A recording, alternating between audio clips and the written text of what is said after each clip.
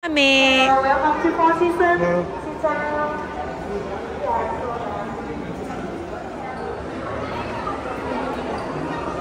So, eto, sasakay na kami ulit ng cable car.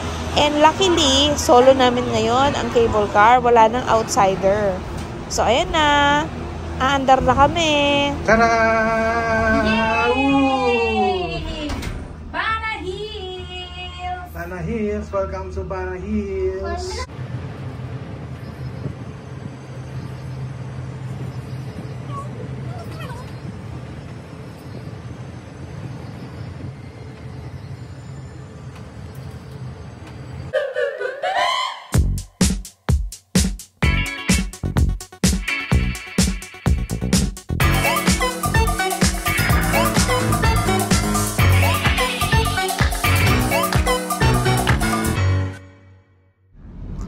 Hi guys! Welcome back to our channel. So for today's video, itutuloy na natin ang ating pasyal sa Da Nang, Vietnam. At ngayong araw na to, it is our second day here. Ito pa rin ang aming driver, si Manong Grab driver na nakilala namin sa airport. So, ito nga, continuation ng aming story. Vietnam. Kung mapapansin nyo, mas marami ang mga nakamotor sa Vietnam kasi ito daw ang pinakamurang mode of transportation. At sa mga ibang vlogs, makikita nyo na for hire din pala itong mga driver na to. Parang angkas lang sa Pilipinas. Ayan no, sobrang dami nila. So many people. Wow. So many people. Imagine if they all have cars. It will always be traffic. So better motorbike. No traffic. Ngã bao hết. Yeah.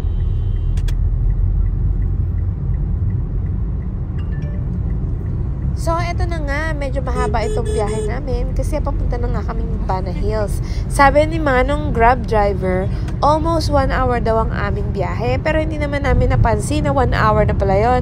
Kasi ang dami-dami yung mga kwento sa amin. Temple.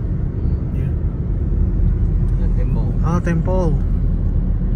Temple Bode. Name Bode. Hanggang ngayon, iniisip ko pa rin kung ano ba yung sinasabi ni Kuyang Bode. So, eto na nga. Bawat madaanan namin, meron siyang kinukwento mga istorya. Kaya hindi ka naman maiinip sa biyahe. Balak nga namin ulit pumunta rito sa Da Nang. Kasama naman yung mga kasama ko sa work. Pero, siya pa rin ang kukuhanin namin driver. Kasi sobra kaming natuwa talaga sa service niya. So, ayun nga, binibida ni Kuya. Itong Sun World daw. Ito yung parang Ayala sa atin. Yung Sun World, yun yung developer ng Bana Hills. Okay.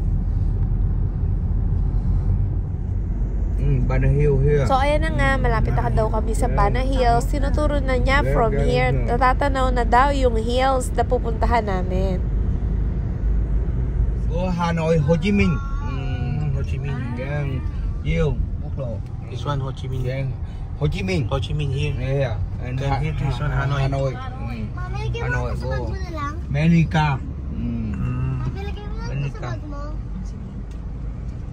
There's truck. This one is Rosewood. Sugarap. So, narinig niyo ba yon? Sabi ni Kuyang Grab Both side, driver, when you turn left, that's going to Hanoi. And when you turn right, it's going to Ho Chi Minh. Pero, syempre, dediretso kami dahil papunta kami ng Bana Hills.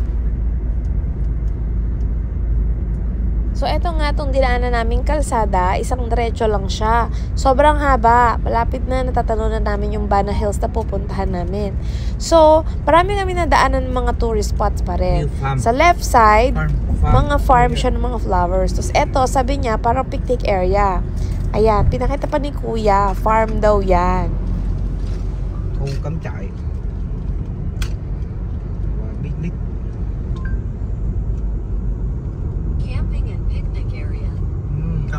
So, ayan, si Kuya may pa-translate pa. Google Translate ang katapat niyan. Kasi, pag meron siyang gusto ikwento, tapos hindi niya masabi in English, nagsasalita siya doon sa Google Translator, voice command, doon sa phone niya, tapos tinatranslate into English. Kaya yun, nagkakaintindihan naman kami. So, eto na nga, nasa Bana Hills na tayo. By IMG. Yung IMG, yun yung parang Ayala sa atin. Yun yung yan yung, ano tawag doon? Developer ng Bana Hills. So, ayan na nga. Diyan. Malapit na.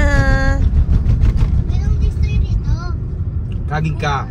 Cabin car. Yeah. This one. You go cabin car. This one.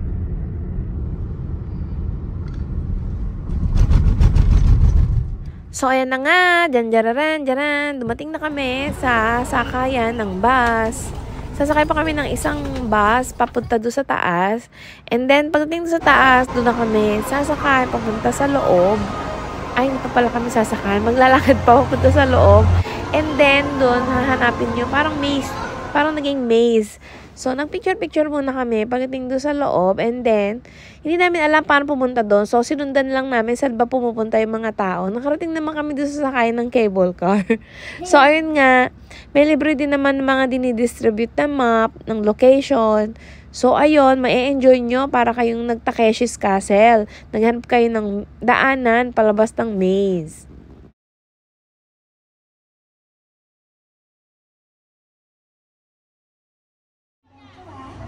Mời bạn khám phá một ba năm mới những nghệ thuật đặc sắc. Đừng bỏ lỡ lễ hội Beer Festival tại quảng trường Hiragata.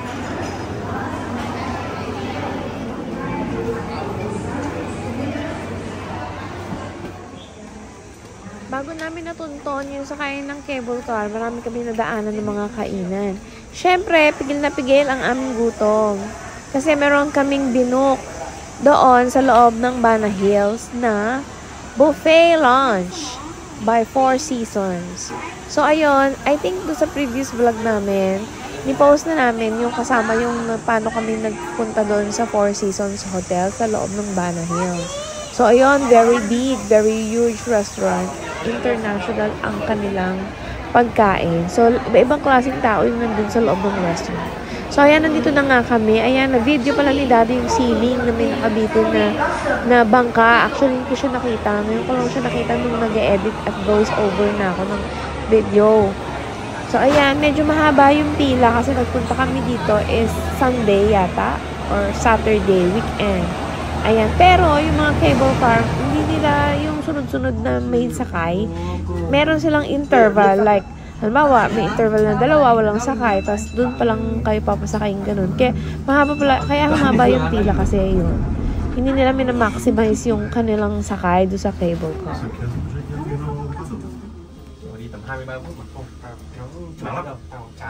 Itong cable car na to, medyo nakakalula kasi napakataas niya. Hindi katulad ng cable car dito sa Ocean Park at saka yung cable car dito sa Hong Kong. Ay, saan pa kami nagpuntang cable car? Sa Ngongping 360. Sa Ngongping 360, nakailang sakay na ba kami dyan? Durog na nga yung cable car, kakasakay namin. Dito sa Bana Hills, first time lang namin. At saka sobrang haba nito. Parang kalahati ba? 40 minutes kaming nakasakay dito. Sobrang haba talaga. Siguro times 20 nitong cable car nito. Yung haba nung cable car sa Hong Kong. Dun sa Ngongping. Siguro times 20. Sobrang haba. At saka hindi lang siya isang straight line. Marami siyang parang duktong-duktong, parang 5 lines yata yung cable car. 5 location yung pupuntahan nyo. So, ganun. Eto daw, parang according to sources, I don't know which sources, basta sabi lang, ito daw yung longest cable car in the world. So, I don't know how true. Pero, ayan, sa lahat ng cable car na nasakyan namin, dito lang na natakot si Totoy Pogi ko na cable car. At saka dito lang din ako nalula na cable car. Sobrang taas niya. Tapos, parang wala kang matanaw. Hindi ka pwedeng mag-byland. Hindi ka tulad nung dito sa Hong Kong, pwede ka sumakay ng bus. Dito, ewan ko, may sakayan ba dito ng bus? Parang wala naman. Puro cable car lang. Jaran! So, ito na nga, narating na namin ng malaking kamay. Nagpicture-picture kasi kami agad-agad. Dahil sa dami ng tao, tinoyo si Totoy. So, ngayon, uminom muna kami ng Starbucks at nagpamassage ng likod. Ayan, after namin umikot, sumakay ulit kami ng cable car papunta doon sa other side. Kasi doon sa other side, marami pa daw mas magagandang view doon. So ngayon, doon sa kabilang side, nandoon na yung Four Seasons na restaurant. Kung saan, inakala namin na wala kaming reservation. Nung tinignan ko ulit yung ticket namin, yung binook namin sa Klook, Nag-book kasi kami ng ticket sa Klook. Parang 3 kami, 2 adults and 1 kid. Nasa 1,100 Hong Kong dollars yung binayaran namin. Doon sa sakay doon sa cable car plus yung buffet lunch. Kasama na yung buffet lunch. Imagine mo, 1,100 Hong Kong dollars. So, it's only around 8,000 pesos. Nakasakay ka na ng cable car, 3 na kami, may libre ka pang buffet. So, ayan nga, nakarating na kami dito sa other side ng kamay na malaki. So, marami kami inikutan. Nakita namin tong falls, nagpicture kami na Dom. May nakita kaming Buddha, nagpicture kami ni Dom. Ayan. Ewan ko, hindi ko kilala tong Buddha na to. Pero, maraming sumasamba dito. Nakita namin mga dinadasalan ng mga lokal. And, ayan, may golden dragon. Tapos maya-maya, ayan, binidyo na namin ni Daddy. Kasi, paakyat ng hills, meron ganyan, no? Parang unusual. Merong baboy na naghihila ng kabayo. And, unexpectedly, nakita namin si Marichu Pingon. So, ayan, ngayon, hinahanap na namin ang cable car papunta nga doon sa kabilang side. So, tatawid na naman kami, pupunta kami doon sa Four Seasons. So, eto, sasakay na kami ulit ng cable car. And luckily, solo namin ngayon ang cable car. Wala nang outsider. So, ayan na. Aandar na kami. Tara! Bana Hills! Bana Hills, welcome to Bana Hills. Welcome to Bana Hills, Vietnam! Kaya ako takot kanina kasi doon mong gauga pag doon tayo nakaupo. Ganun pala yun. Welcome to Da Nang! Ayan na, French Village. Welcome to French Village! Yahoo! Yan yung mahabang parang roller coaster na, no? Ay, incheck pala kung makuha ko. Hindi na ako takot ngayon. Hindi na. Hindi na ako takot. Punta na kami sa kabilang side. So, makikita nyo, mas madami rin mga bagong mapipicturan dito. May mga stone na sculpture. Marami. Tapos, meron parang castle. Tapos, merong mga restaurants. Actually, dito marami mga restaurants. So, pag kayo, pupunta kayo ng Bana Hills sa Da Nang, Vietnam, kumuha agad kayo nung parang yung map. Pag pupunta kayo ng Disneyland, di ba may libreng mapa doon sa entrance. Kumuha agad kayo ng mapa para ma-figure out nyo kung paano ba kayo makakaikot dito sa hills. So, eto na nga, nakarating na kami sa other side. So, una namin hinanap ay yung papunta dun sa labas. We want to go outside and take photos. Ang pinakauna namin napansin dito, wala masyadong Filipino. Usually, mga Europeans and usually mga Guaylo.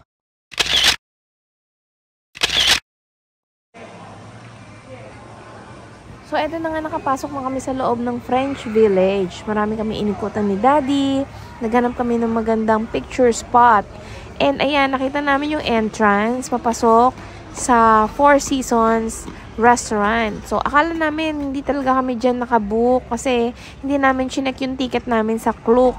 Doon sa reservation namin na binili sa Klook, nakita namin doon yung detailed explanation kung ano-ano yung mga covered nung binayaran namin.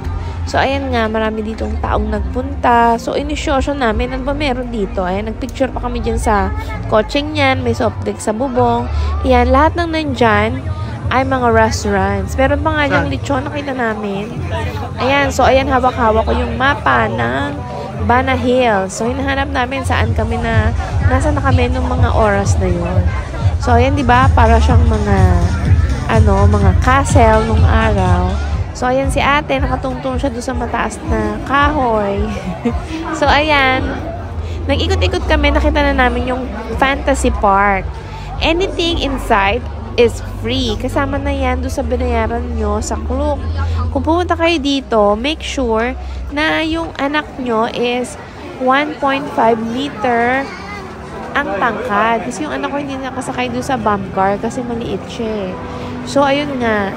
Hindi rin siya nakasakay haba ng pinila namin kasi namin nakita yung sukatan.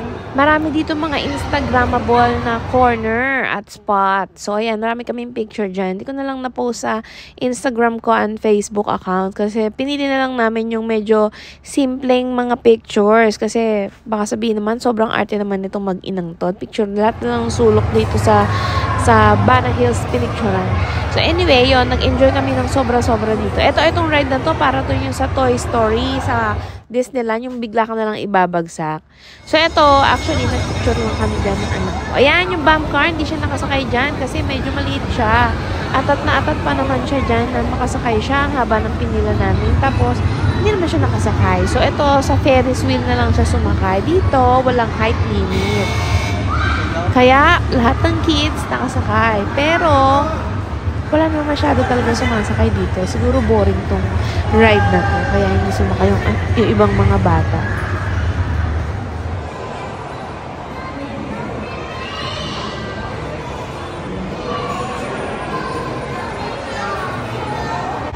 Ito na nga, tapos na ang ride ni Dom. So, palabas na sila.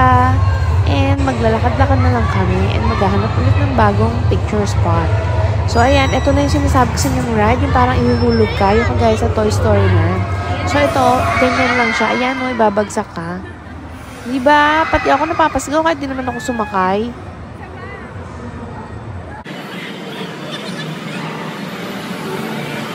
Totoo nga yung sinasabi doon sa ibang reviews dito sa pagpunta sa Bana Hills. Mas okay na bumili ka na ng buffet kaysa bumili ka ng pa-isa-isang snack. Pag nag-avail ka ng buffet, matitikman mo lahat. Di naman sinabing kumain ka ng bonggang-bongga, di ba? So, ayan, dito na kami. Welcome to Four Seasons.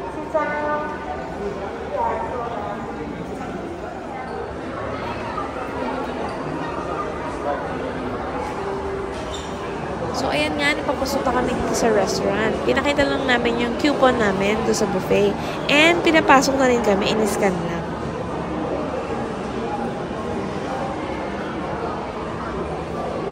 So, ayan, ang laki ng restaurant, diba? Imagine gano'ng karami ang mga pagkain dito. So, ito na nga, nakahanap na kami ng aming spot. Dito kami kakain.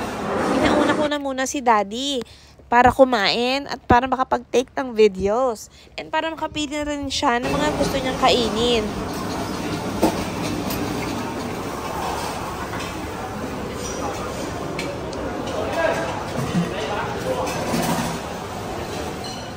Sobrang sulit na talaga yung binayad namin dito. Imaginein mo, sa halagang 8,000 pesos, tatlo na kami, nakapamasyal na kami, nakasakay na ng cable car, longest cable car in the world, at nagsawa pa kami sa pagkain dito sa Four Seasons Restaurant sa Da Nang, Vietnam. Talaga kami makamove on, sobrang mura, sobrang sulit na mga binayad namin dito sa trip namin na to.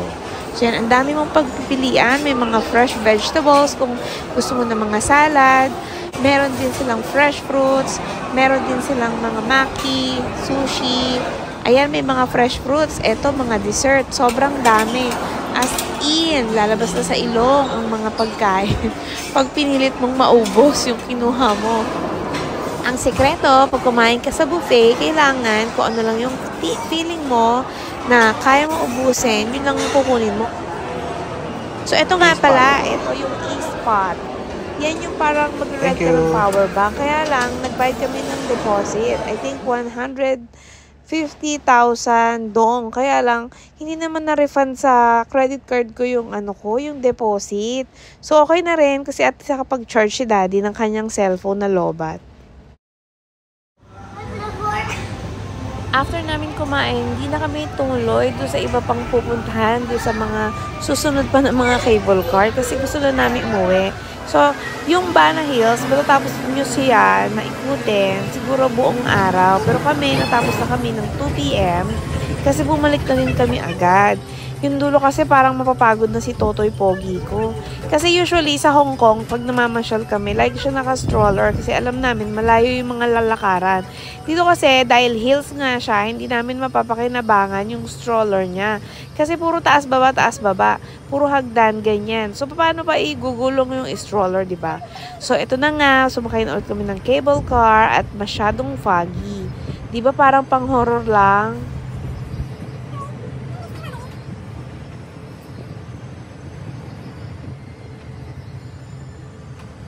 So, ayan, this concludes my vlog.